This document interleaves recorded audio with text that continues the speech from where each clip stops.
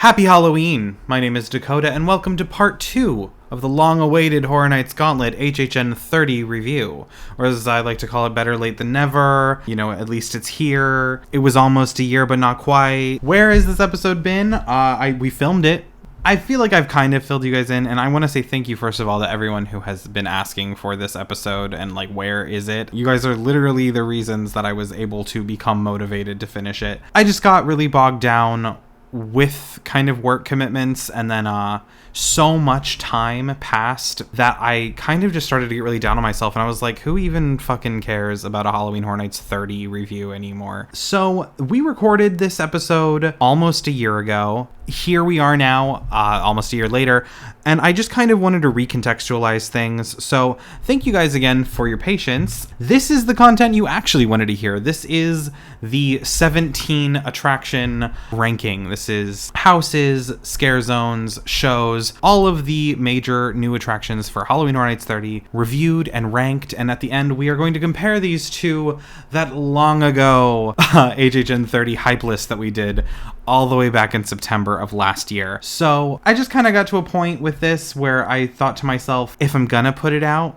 maybe I should wait till closer to Halloween. Maybe I should wait till closer to HHN 31. So if nothing else, this will just sort of be your goodnight kiss, your farewell, if it were, to Halloween Horror Nights 30, as we are, at the time of this recording, less than 2 weeks away from Halloween Horror Nights 31. So this is sort of putting it to bed, saying goodbye. So I don't want to bore you anymore with this intro. Let's just get on to the other side of this thing and get started.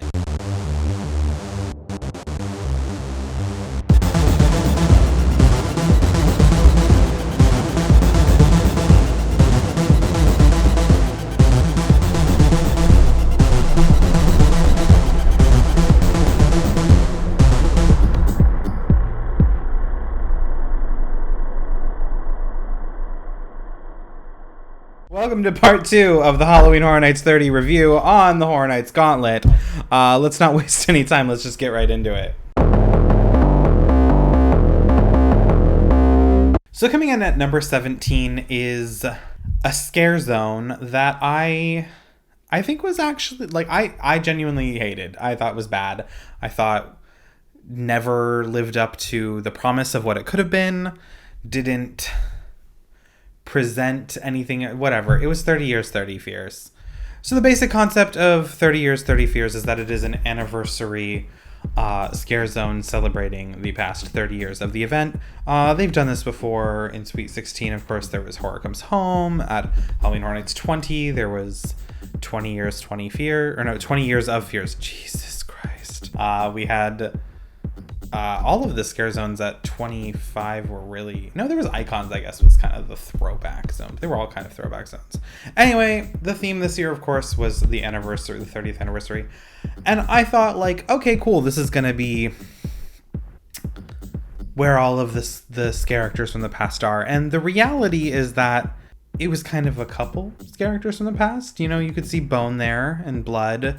There were some succubi and the not the incubus, but the sentinels from 2003. Some of the masquerade performers, some of the vampires, and that was like it. You built up these giant platforms, but had nothing swinging between them. Was a missed opportunity. Oftentimes, no one was on the platforms because they were breaking constantly. And then you had the added, like, salt in the wound that this zone already isn't that great, but that there was another anniversary zone right around the corner that was better. I think for having the 30 Years, 30 Fears title and then being such a letdown just puts it down at the bottom. I don't really connect with, you know, just like, here's a bunch of shit. Do you remember that? It doesn't really do anything for me. I get excited about, like, being transported. I want to be taken into a new experience. So this is number 17. It just kind of is for me.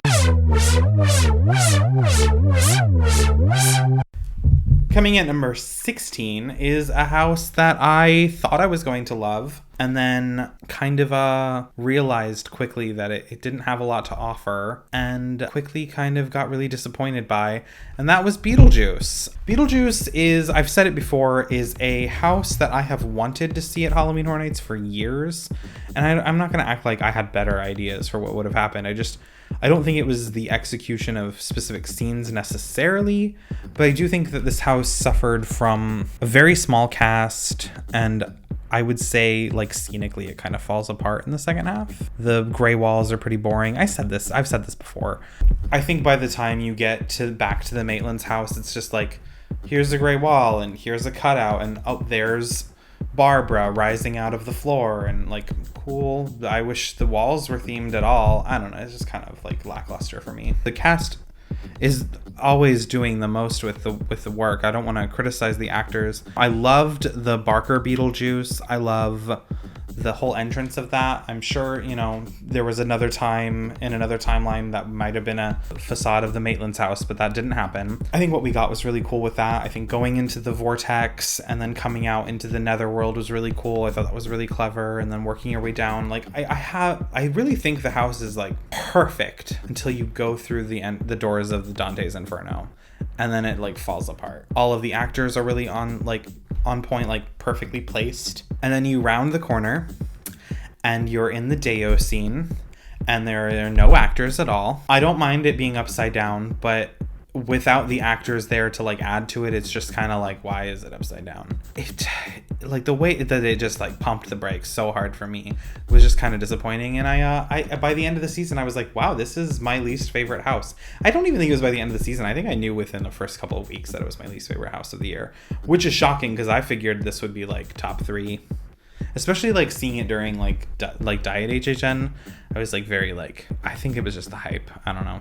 Hype will do that. I don't know what I would have done to fix it. I think the sandworm I would not have done as an inflatable puppet. It would have been a sculpted puppet. I think the ending feels like there are these little cutouts in the striped room, and there's one Beetlejuice dancer that pushes you out the door, but it feels like there should be actors coming out of every single one of those boo holes, and there aren't. And it feels like it was designed for one thing and then was used differently. So that was, I don't know. There's a lot that didn't work with that for me.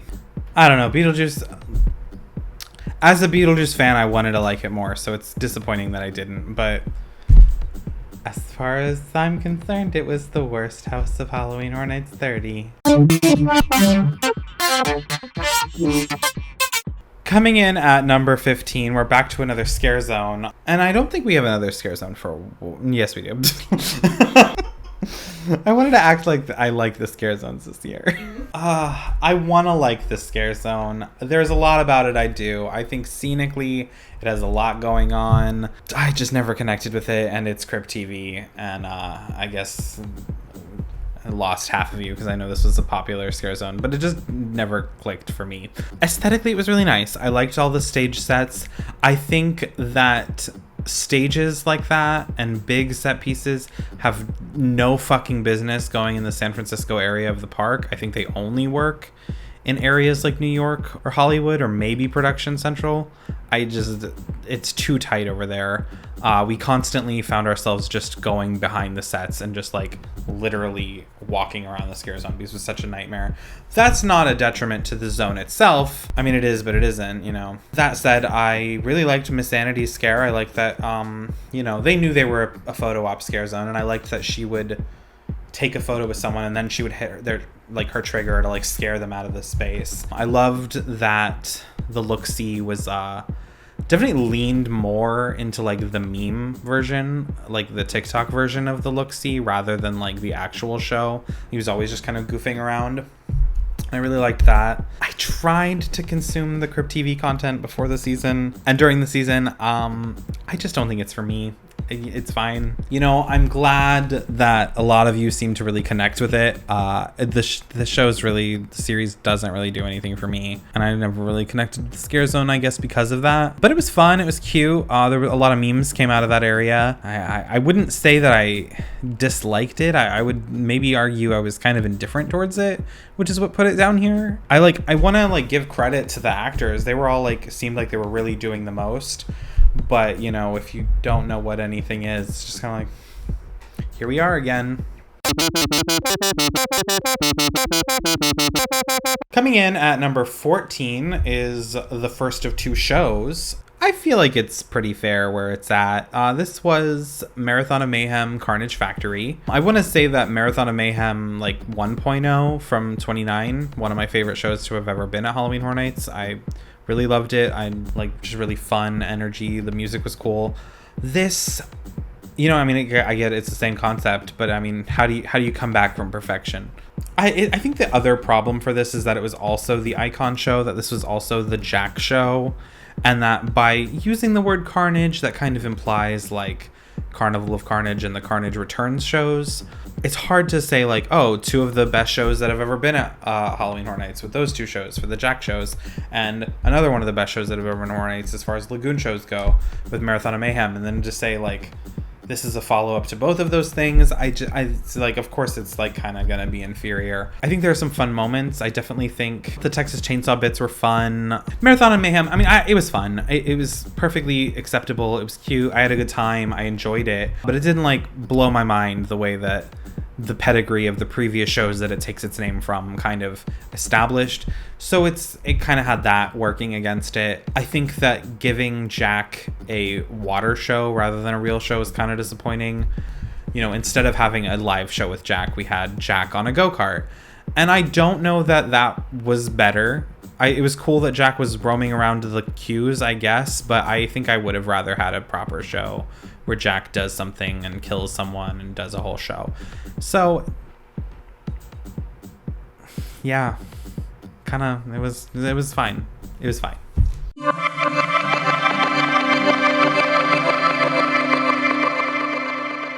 Number 13. This is a house that has moved so fucking much over the course of the season. Lauren just looked at the notes and went, wow. I haven't actually looked at the list, so like to see that this house is here, I was like, oh, okay. At the start of the season, I was like top 3. And by the end of it, it is my second least favorite house.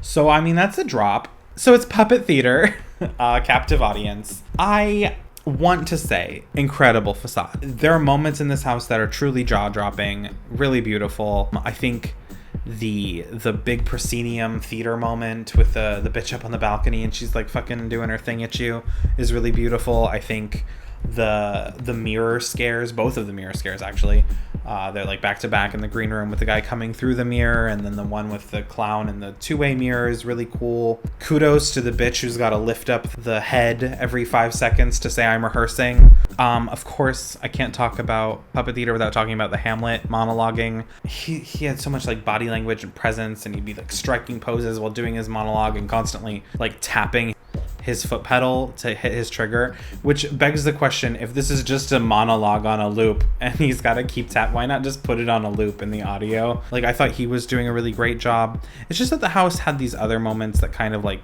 slumped for me. I kind of feel like the latter third of it is kind of whatever. The hallway where it's just a curtain on one side and the little gnome man who comes out is fun, but I feel like that sort of end of the house doesn't really do much for me. I didn't know there's a scene where you're supposed to be in the orchestra pit, and I didn't know that until someone told me at like the last week of the event, but I always thought that room was kind of whatever. I don't even know so much that it's not a bad house. That's kind of the thing about this year is Beetlejuice is not great, but I feel like the rest of the houses all have redeeming qualities. It's just whether or not I connected with them and how much I connected more with other things. So at the end of the day, Puppet Theater just kind of ended up down here. And I'm sorry to the Puppet Theater stance. Number 12 is another scare zone.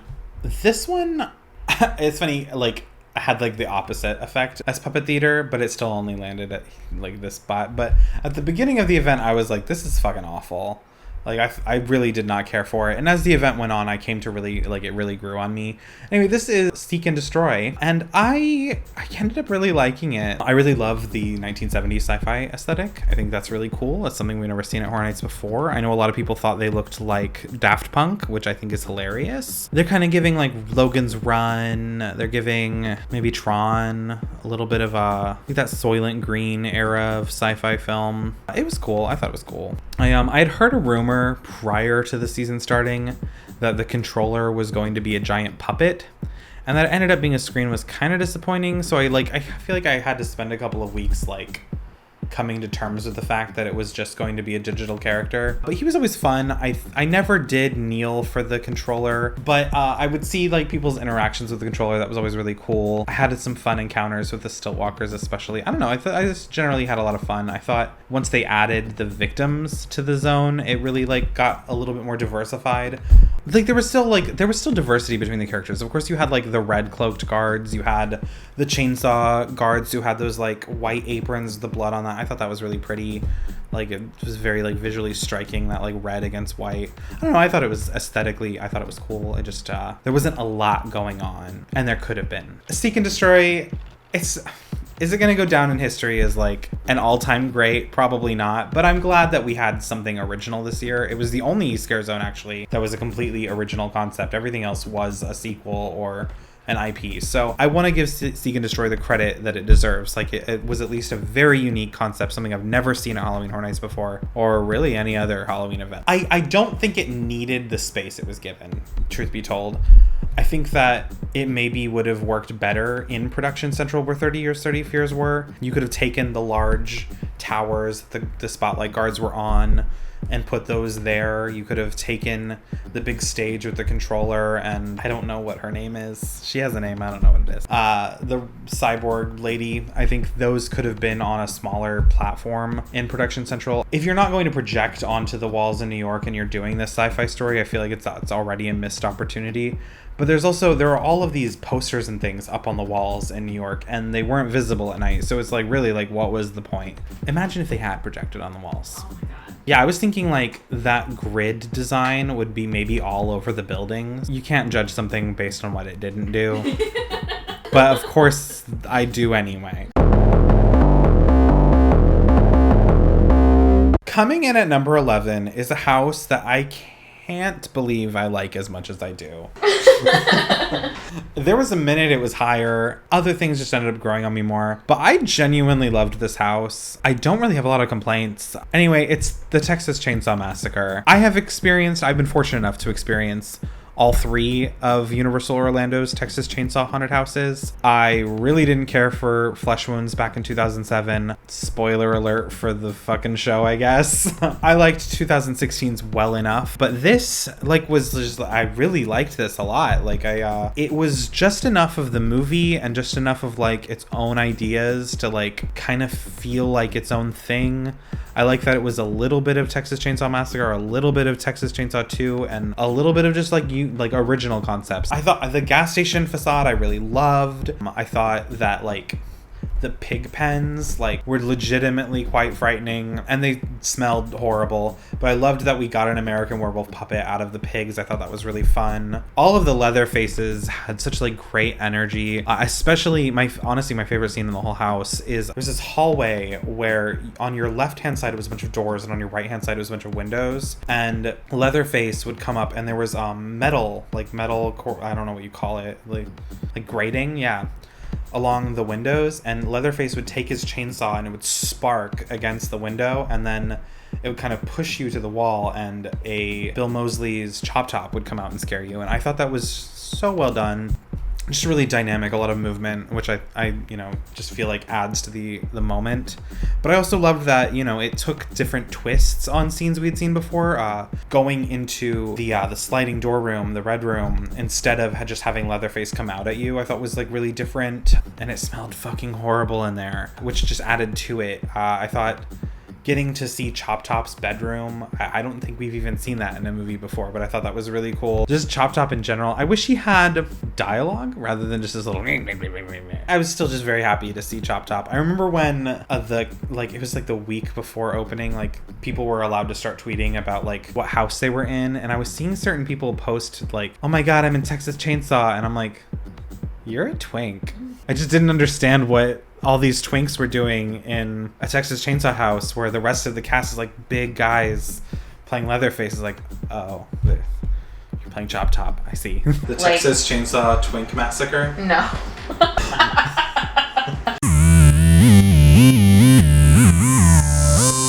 Coming in at number 10 and I know this is gonna piss off quite a few of you, people that I know personally, is a scare zone. We're running out of scare zones, so I'm sure you can start putting things together.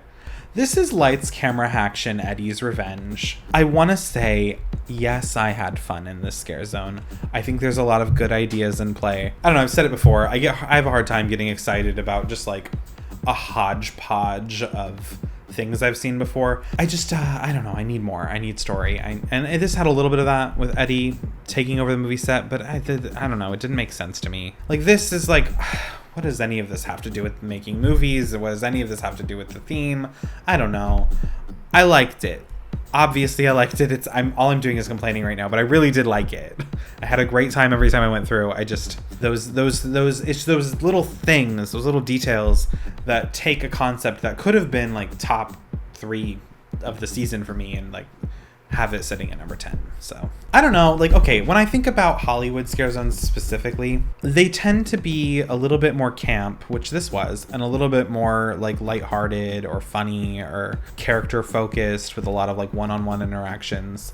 And that existed in the scare zone, of course. Like, there were absolutely, like, the scare actors would talk to you and, like, you know, you could have an encounter with them.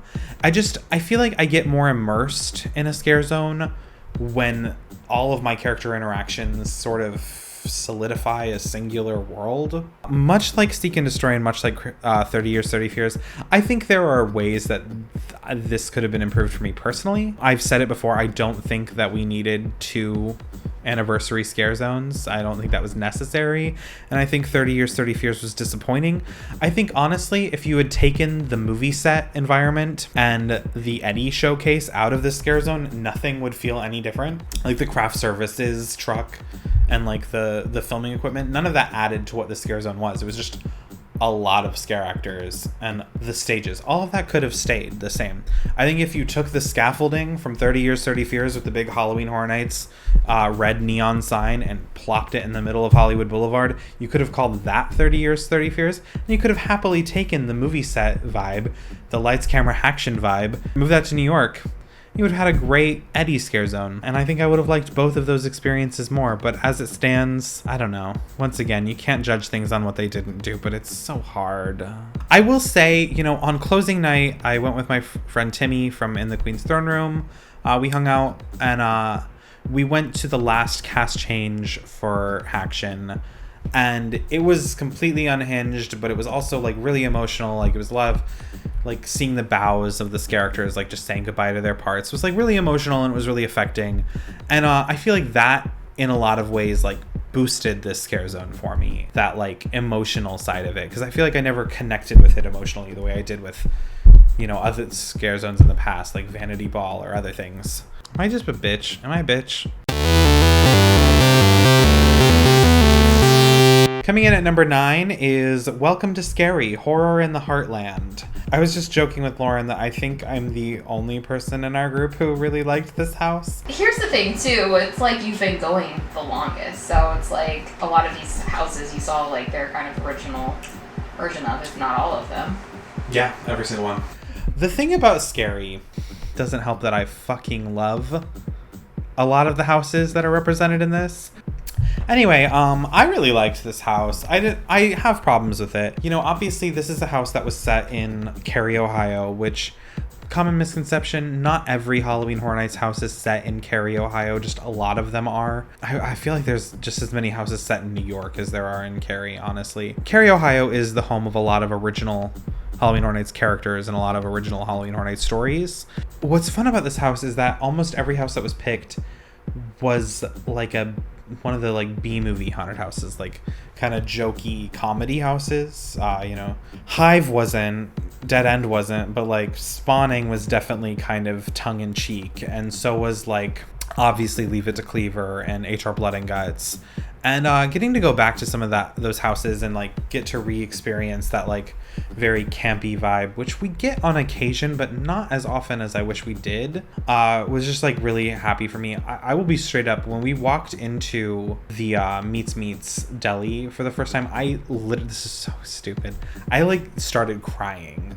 Like, I've wanted to see that house again literally since 2009, and I was just like, seeing Sam Meats come out on one side and Meaty Meats come out on the other, and I was just floored and like completely like, wow, you've completely taken me back. And I get that that's just nostalgia, that doesn't account for the quality of a house, but I also just felt like the actors were really on point in a lot of moments. I thought especially Sam and Meaty. I also the mom and pop characters in the meat locker were always just like really just delivering like great energy in that moment. I also had a lot of really great encounters with HR Blood and Guts. So like I don't know, this house was really special for me. I feel like Cindy was always really on. So even for the weaker parts like Dead End and Legendary Truth Curse of the Wyandotte Estate, like may not have loved those moments, but like just even seeing like Hive again, I was just so excited because I loved Hive.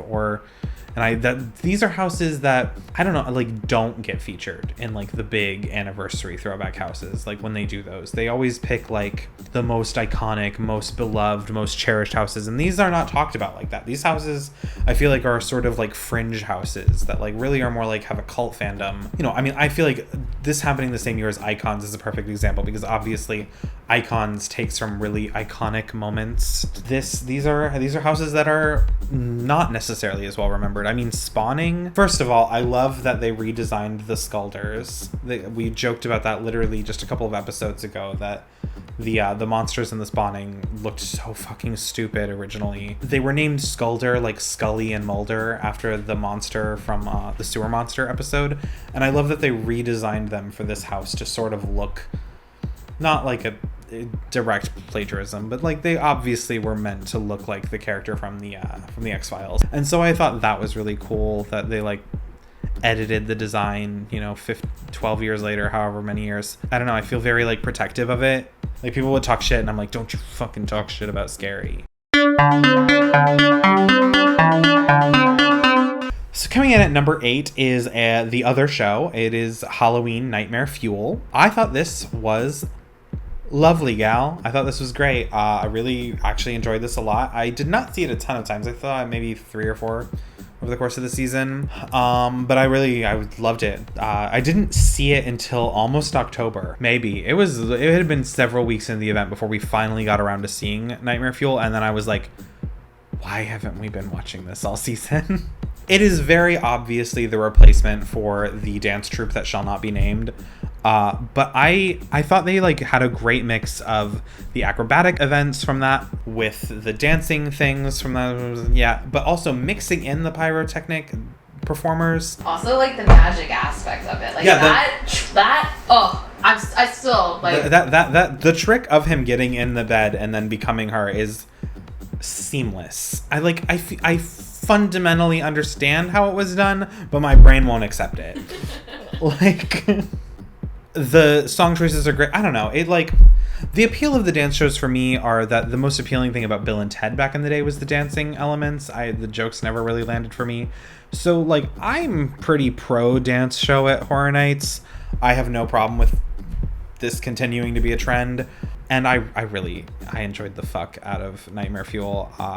Bondage, sex, fire, magic tricks, dancing, acrobatics. It was fun. Cirque du Soleil.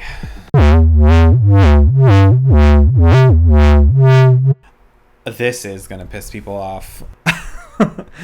So number 7 is a house that I have this house. It has been at the top. It has been at the bottom. During Light, I was like, it's incredible. During HHN 30, I was like, oh, damn, something ain't working. I had some really great runs towards the end of the season that really hyped it back up, but there was a minute where it was really sitting low, and I feel bad. But it's still number 6 out of 10 and number 7 out of 17, so, God. It's The Bride of Frankenstein Lives, I'm sorry. So the thing is, this house is gorgeous. It's gorgeous. But I think I liked it better during Light. And I don't just mean like, yeah, there was nothing else to compare it to. I mean, like, I really think something about it worked better during Light. So they switched a couple of roles between the bride and the assistant. You round the corner, and there's that moment where the bride of Dracula is feeding on like a foot or something, and then the assistant would drop kick the motherfucking door, and then be like, be gone! And that was incredible. The bride, however, would be like, be gone. And it was just like not the same vibe. And there was a couple of other instances that were kind of the same for me that like just didn't work as well. Like, I never had a bride that fucking kicked that door open the way the assistant did. I did like the bride taking over for the assistant and the die foul thing where she's like staking the vampire, and I like that they added a vampire mannequin for her to stake. I thought the bride doing that was better. I guess we lost an assistant. We used to have 3 assistant scenes, and now we only have 2 assistant scenes. I feel like it hurt the assistant, and for all the shit talking I did about the assistant last year, maybe I'm realizing that I liked the assistant. Who knew? Losing her to the scene where she's telling you not to disturb the master, and just a scene where she's throwing the switch, unfortunately diminished how impactful she was as a character. And I can't believe it had that much of an impact on the house for me, but it really did. I will say, I mean, I think the moments, like, there's just still some standout, incredible moments in this house, of course. But then at the same time, there were problems. You had the stockade queen, and the bride would be, like, the bride of Dracula would be in it, and the things would come down, and the blood vat would fill up. But they stopped coming down during Halloween Horror Nights 30, and that effect worked all of 29, which I get. It, you know, had a full season of operating. It's really nitpicky, but for whatever reason, the house just didn't work as well for me at 30 as it did for HHN Light. But I still loved it. I just want you to know I still really loved this house. I think the scene with the bride finally resurrecting the monster and all of the vampires surrounding them, and she's like, "You belong alive." I still think that is just one of the most impactful things I've ever seen in a haunted house. Really, like, was just like a wow moment with the like lightning effects, and like you look up and there's like you only see the scene in front of you, but you look up and there's just more vampires everywhere. I really thought that was really cool. It's a weird thing. I still think this is a masterpiece of a house, just so we're clear. Coming in at number 6, so I guess number 5 of the houses, is The Haunting of Hill House. This house is kind of like, it hasn't sunk much. It went from like top 2, top 3. It stayed in the top 5 kind of the whole time. I feel like we had a really nice experience with Hill House in that, like, we're in a book club. We're old women who are in a book club.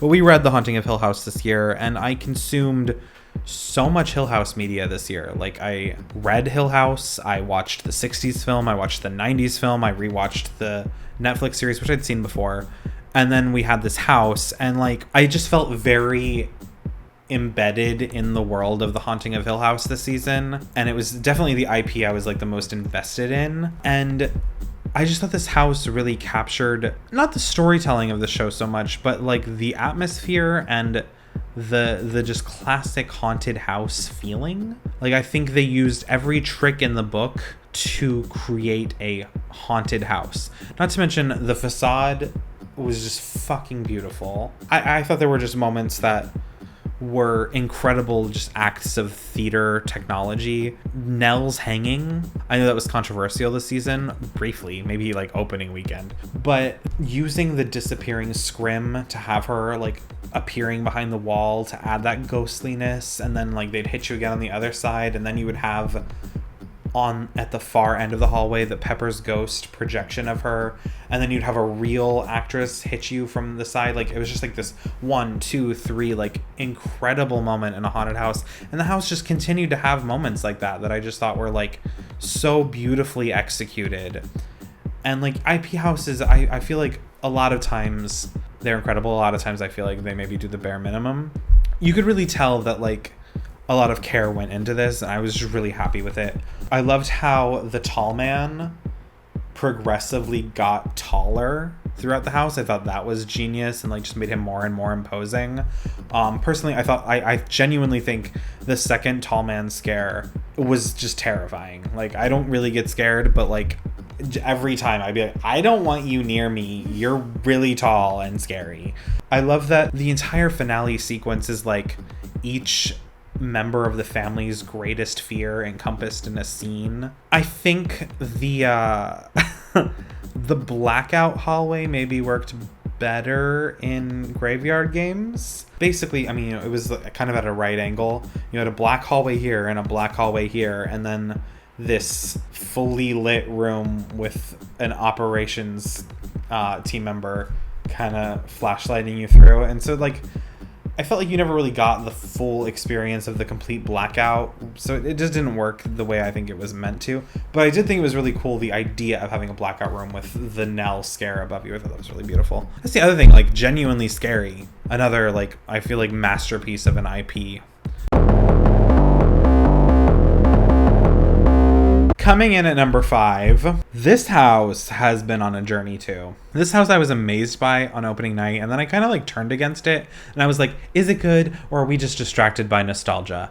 And I kind of think it's both. I do think it is a really good house. I think it has moments of glory, and it has moments that are good. It's never a bad haunted house, but it does have moments. It is dependent on prior knowledge. Did I say it's icons? No.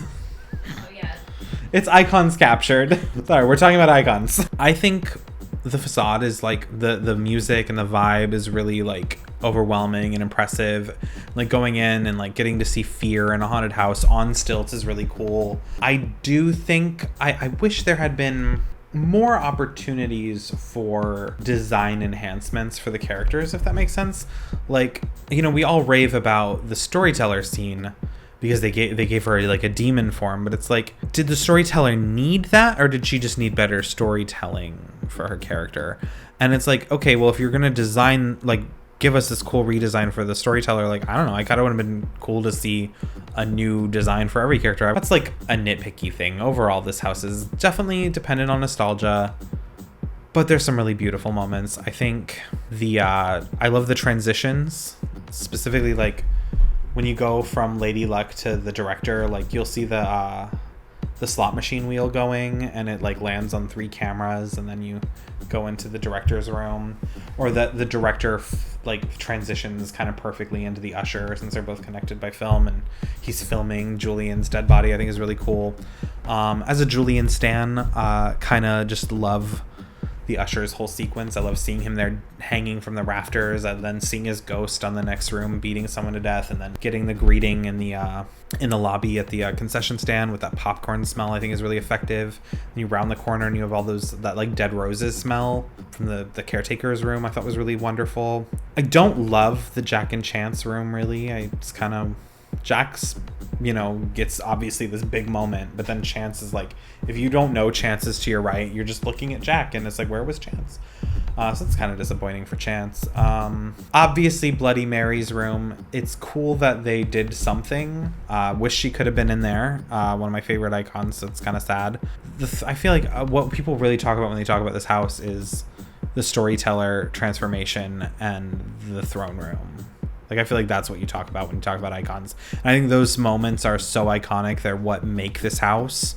Like, just 2 scenes really, like, define the whole experience. I did not get to see every icon on the throne, but there were definitely icons who really fucking worked that throne. On closing night, Jack was on the throne for 1 set. Like, real Jack. Like, James Keaton Jack. And he left the throne like 3 minutes before I went into the house. And we saw him walking out, and we're like, it was iconic. Icon behavior.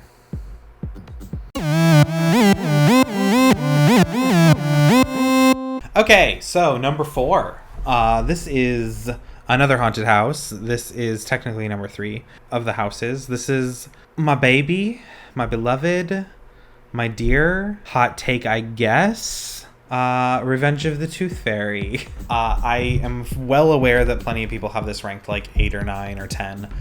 But it just really fucking works for me, okay? I just really love Tooth Fairy. I got very attached to it. I teared up my last walkthrough of it. I don't know, something about it really clicked for me. Tooth Fairy kind of never relented for me. I do think obviously the original James voice was better, but whatever. It added things, not a lot. You know, we got the teeth drilling fairy.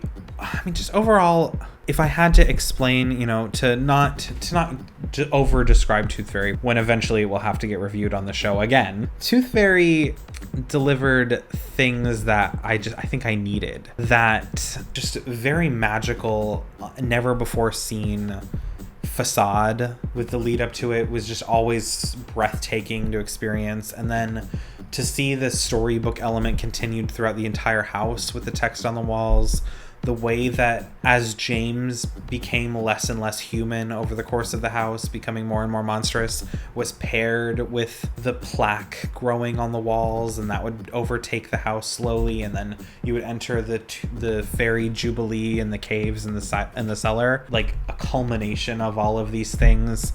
To me, this house was like good literature. The storytelling just really clicked with me. There's something about that facade too, like its movement and the fact that it moves. I feel like I'm on an attraction at Universal. Yeah, it feels like, I feel like that's the best thing about Horror Nights houses in particular, is that it is sort of like getting 10 brand new dark rides and 5 themed lands at a theme park that only exists for 2 months out of the year, and then it's gone forever. Yeah. And you get those 2 months and you get to enjoy those dark rides as much as you can, and then they're gone. And Tooth Fairy really had that like dark ride feeling for me, of like just being a classic, almost like a Disney attraction. I think that the wooden cutouts for the pop-up books really felt like a Fantasyland dark ride. And you saying that is like maybe the first time I've thought about it that way, but like I definitely think that is part of the appeal for me of what I love about that house so much. I thought the fairies themselves were just absolutely adorable. It had this sort of Gremlins-esque mania about it that I really loved. I think the fairies themselves always had really great energy. Where the slacking, you know, the cook, obviously she lost her puppet about midway through the event. That was disappointing, but it didn't hurt the house for me. I mean, I did it probably 40 times. Is it a scary house? Not really, but it was fun, and every time I did it, I was just so happy to be in it. I don't know. I love Tooth Fairy. Definitely has a very like high place in my personal ranking. It's just it is very much a house for me. I like it a lot. I love it.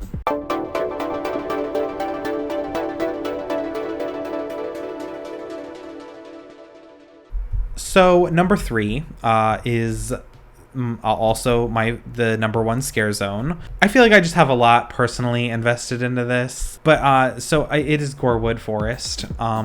This is the Terra Queen, the Terra Cruentus scare zone, and I'm sure for people who did not go in 2005, it was whatever for you, but it was for me, and I loved it, and I think it just did so much for those characters specifically, to see how not only like is it an evolution of the story, you know, we get sequels or we get prequels of the haunted houses, but to have taken an entire event which was so unified in its storytelling, both in the park itself, but also online. We're taking all that storytelling and then said, all 15 years later, 16 years later, the Terra Queen returning, but to Earth, and wanting to remake it in her image. And she's been even further transformed by the tree aesthetic. And like, yeah, you could say of course it's just a redesign. They gave her more of a kind of Groot look, right? She's more of a tree person, where before she was, I don't know, like a hot biker lesbian with like a tree crown. Now she's like, if Species and Groot had a baby, it was the Terra Queen in 2021. But I feel like that worked with the story, because so much of the story was about the like those trees, and like all of the characters got this like woody kind of like redesign that I just thought really worked for the scare zone.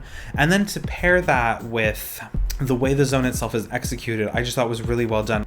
Also, I mean, just adding to the storytelling, seeing Eelmouth, a character formerly played by James Keaton, seeing this character who was the voice of Terra Cruentus, who was like basically the hype man for the queen, like revving her up as she would come down, and seeing him hanging there was just like, I feel like I've never seen anything like that at Halloween Horror Nights, where they've taken a story from years in the past and given us a sequel where the status quo is actually changed, where a main character is just killed off. Obviously, you know, that happens in media all the time, but it doesn't happen at Halloween Horror Nights. So to see, that's like if they killed the fucking storyteller. Like, the way the zone itself is executed, I just thought was really well done. I mean, Halloween Horror Nights has been criticized a lot lately for not being scary anymore, for especially the scare zones, like being more photo ops than they really are a scare zone. Gorewood Forest really was a scare zone. It was full of boo holes the entire run of the street. You know, there were the caves with the tree monsters, there were the mine shafts with the knuckle grunts, and it was consistently like creatures bursting out of a boo hole to scare you, and I thought that was really exciting. I thought the way that the vine veins in the trees like glowing, like I just thought overall it was like a really wonderful aesthetic compilation of a specific year that had happened, and that it culminated in a way that I thought was really effective. I felt like it was simultaneously beautiful, a perfect evolution for these characters, while also being scary, and also adding something that we haven't seen in Central Park before, to get something very high fantasy over here. It's just very refreshing. Everything about this zone worked for me. It's gonna go down very high for me. I love this fucking scare zone. I loved it a lot. High praise.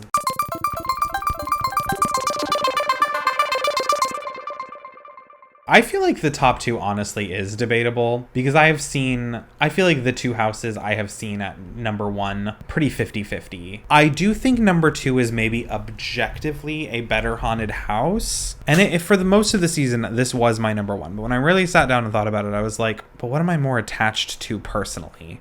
Because at the end of the day I want this to be more subjective. And so my number two is Wicked Growth Realm of the Pumpkin, and I recognize that it is probably the best house. Correction, it is the best house. Arguably. I'm not going to talk about the number one house yet. Let's talk about Wicked Growth. So Wicked Growth, stunning, beautiful, amazing, incredible, never the same, I won't say never been done before. Wicked Growth is quite obviously meant to evoke many houses that have come before. I would in a lot of ways argue that it is as much an anniversary house as Scary and Icons, in that I think it's very clearly referencing specific haunted houses. I think it's very clearly referencing Scarecrow, Graveyard Games, The Hollow. There's probably others you could argue. It's definitely part of the Twisted Tradition lore. There's references to Meets in it. You know, it feels very grounded in the world of Halloween Horror Nights set in Cary, Ohio. So that's cool about it, just to begin with. Just taking all of that is really cool. But then also just it's a fucking phenomenal, beautiful house. And I'm definitely in the camp that I love tent houses. They almost always end up being some of my favorites. They tend to be very claustrophobic, but I'm amazed at what they were able to do in a tent house, in this tent house. Obviously, the cornucopia of portal into the world of the pumpkin is just beautiful, with all of the pumpkin tunnel. It was gorgeous enough that it was like worth it to wait until dark to do this house every time so that we could see it at night all lit up. But then that fact that they were able to build a full interior facade inside of a tent, I thought was amazing. And the house that like is gorgeous. The two stretchy fence scares, the first stretchy fence and then the lattice that would stretch open. I know that's been done before at other haunts, but it just worked really well here. A really impressive scare, really cool. And then just the aesthetic of it is just beautiful. The house itself, like the home that you enter at the beginning of the house with the dead guy covered in the pumpkins, is just gorgeous. With that little radio playing, telling you about like, it's just, I don't know, I felt transported. Like I no longer felt like I was in a haunted house. I felt like I was in someone's kitchen. I just felt like I was there. I was in the moment. I was fully engrossed in the house. Not something I feel often in a haunted house. I'm usually aware I'm in a haunted house. But I did feel very transported by that. I thought the barn was fine. It was cute. It was spooky. But the covered bridge. Anyway, so the Headless Horseman going by on one side with the river below you and going out to your right. And like if you timed it right, you would have the Headless Horseman chasing you around the corner and you'd hear him throw his pumpkin and the big scary pumpkin would attack you. Really incredible. The graveyard was cool with the reapers, but like the witch hut and the ogres or the orcs or whatever they are outside of it, and then just like everything in, like it had this incredible ability to be scary, beautiful, and also kind of tongue-in-cheek and funny, which is rare to have all three. That moment where the witch is beating the guy back into the cauldron with a spoon and shouting, "Get back in there, ingredient." So fucking funny. The "I'm the pretty one" scare, really funny. Also just her book of spells with the like color changing text was so beautiful. And like, I don't know, everything just felt like it was escalating to this perfect climax of the Pumpkin Lord in his realm of the pumpkin, in his giant pumpkin. I feel like I was always getting really great encounters. I made a little boo bag that I carried, and a lot of the cast was getting really excited about that. And the Pumpkin Lord, like when I came around the corner with that, he was like nice moments, just paired with how good of a house it already was. So really just wonderful haunted house, just spectacular. So So number 1 obviously is Case Files Unearthed, Legendary Truth. This house moved quite a bit for me, and there was a minute in the middle of the season where I was worried that I was gonna like kind of fall out of love with it. They were losing cast members for whatever reason, but at some point they did get a few new cast members hired, and like I would say the October version of this house was just firing on all cylinders. Like, it was just boom, boom, boom, boom, boom with the scares. But beyond that, just the concept is so unique and incredible, and like nothing I've ever seen at any haunted house event. We've seen in the past haunted houses where they've kind of been more like an anthology of short little scenes, like the most recent being maybe Slaughter Cinema, right?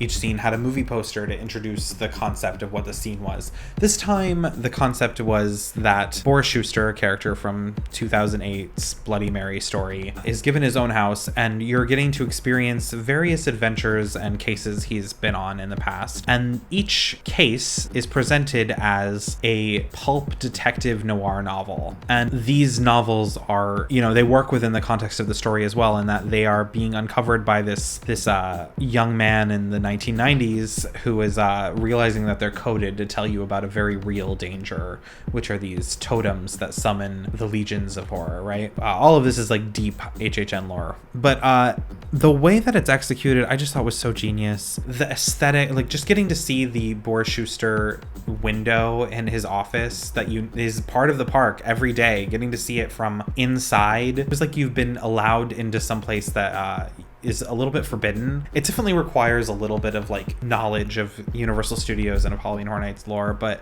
to just have that little spice was just a little something extra. And then that each story itself, each scene, is kind of centered around a very unique, iconic monster design, was just very appealing to me. Like, one of my favorite things about Horror Nights is the character designs, is the monsters and the creature design, and this was just like a fucking love fest for that. Like, I could rave about every scene, but like I feel like I've got to narrow it down. Obviously, I think the Kitty Cat Club is like one that like is going to be cemented as like a forever iconic moment, especially because it is in the park, and getting to go inside of it and having the live actress singing on the stage, Madame Miri, and like having, we've had live mic'd actors in haunted houses before, but we've never had a live vocalist, a live singer. So that was just incredible, paired with the like evil demons.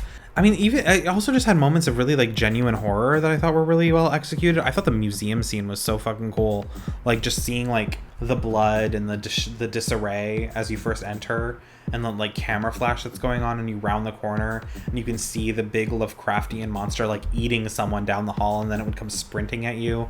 That was done so well. And then the way that the story escalates in that you're slowly working your way up to seeing these totems that are in each scene brought together, and seeing this portal opened as Tim's soul is kind of sucked out through his eyes and mouth. It was not an easy story to read. I'm not going to act like it was the kind of storytelling that's going on in Bride of Frankenstein or in Revenge of the Tooth Fairy. This asked a lot of you to really grasp what was going on, but if you took the time to ride it out and really uncover the secrets it had to tell, I just thought this was a masterpiece. As a detective story, I guess, uncovering the mystery was part of the appeal.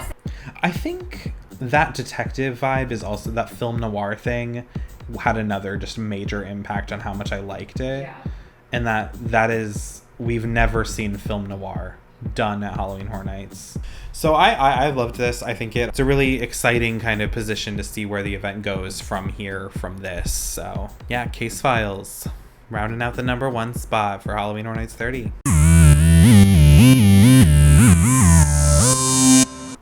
Well, hello again. It is future Dakota, present day Dakota, coming back to just kind of wrap things up. That was illuminating, right? So I thought before we kind of close it out, let's go through. I really fucked up when I recorded this the first time, and I didn't compare the new ranking to the hype ranking, which is like the whole reason we did the hype episode in the first place, and I literally didn't have footage for that. So that's the reason we're filming tonight. Let's just power through these again really quick and just kind of see where everything is shifted. You should be seeing the original hype ranking from the HHN 30 hype episode from a year ago. So for our final ranking, coming in at 17th place, dead last, is 30 Years, 30 Fears, having dropped 2 spots from its original 15th spot. In 16th place is Beetlejuice, dropping 5 spaces.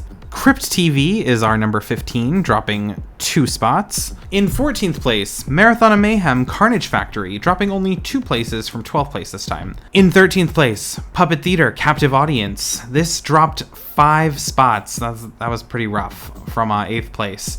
12th is going to be Seek and Destroy. This was another big one. That was 6 spots that dropped from. I was really looking forward to that, and it did not quite play out how I hoped. 11th place, we have the Texas Chainsaw Massacre. This is our first jump. This one jumped up from 17th place. That was a 6-spot jump, so that was exciting to see something turn out a little bit more how we'd hoped. In 10th place is Lights, Camera, Action, Eddie's Revenge. This actually did not move. And then in 9th place was Welcome to Scary, Horror in the Heartland. Also managed to not move. Very surprising. I didn't expect to see any of these stay the same. Halloween Nightmare Fuel is 8th place. That jumped a lot. That was in 16th place. That was second to the bottom. That jumped 8 places to now be in 8th place.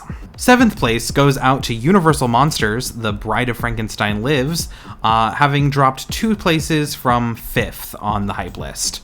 Then in 6th place, we have The Haunting of Hill House, which dropped 3 spots from 3rd. And in the top 5, starting it out, was Icons Captured, having jumped 9 spots from 15th place. I was not very hyped for that house, if you recall. Then actually staying exactly the same was Revenge of the Tooth Fairy. Weirdly, was just as hyped for it for round 2, and it stayed exactly the same. Coming in for 3rd place, taking the bronze, Gorewood Forest, up 4 places from 7th on the hype list. And then, shockingly, Wicked Growth, Realm of the Pumpkin, in 2nd place, which is exactly where I had it hyped. And Case Files Unearthed, taking the gold in 1st place. Again, another equals. I really wasn't expecting any of that. So it's just kind of fun to see how the event is shaped in your mind during the speculation and the hype and the rumor season versus how it finally plays out at the end of the run. And going forward for the HHN 31 community review that we've done,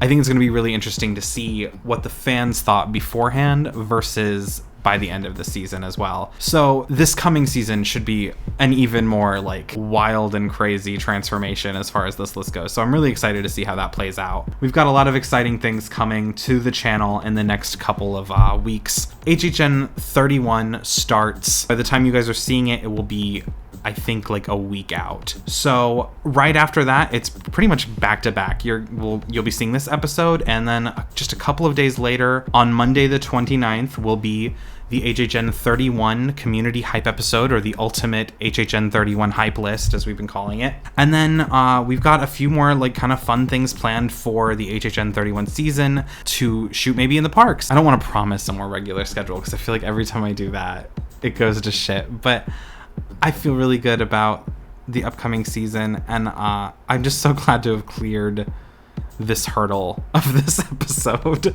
First and foremost, I want to give thanks. Back in spring, I had asked the community if they had any photographs or videos, etc., from the event, if they wanted to share them and have them featured on the video. So I just wanted to say thank you to everyone who did contribute to that. So thank you guys so much for helping literally create this episode. Otherwise, I want to thank you guys so much for sticking with the show. For those of you who have been around for a long time, and those of you who message me on Twitter, or those of you who've been hyping up the show, or those of you who have been sharing the polls for the HHN 31 community hype list, anything like that, I see that and I appreciate it so much, and it's incredibly moving to know that any of you are even invested in anything that I'm doing. It's I'm very touched. If you guys are still thinking about HHN 30, feel free to let me know your ranking down below. I've wanted to know all year. Here we are talking about it a year later. Please let me know. I would love to talk to you guys about HHN 30 just a little bit before we wrap it up on this season. And if I haven't thanked you folks enough for one episode, thank you again for tuning into the Horror Nights Gauntlet, only on Cathode Coaster.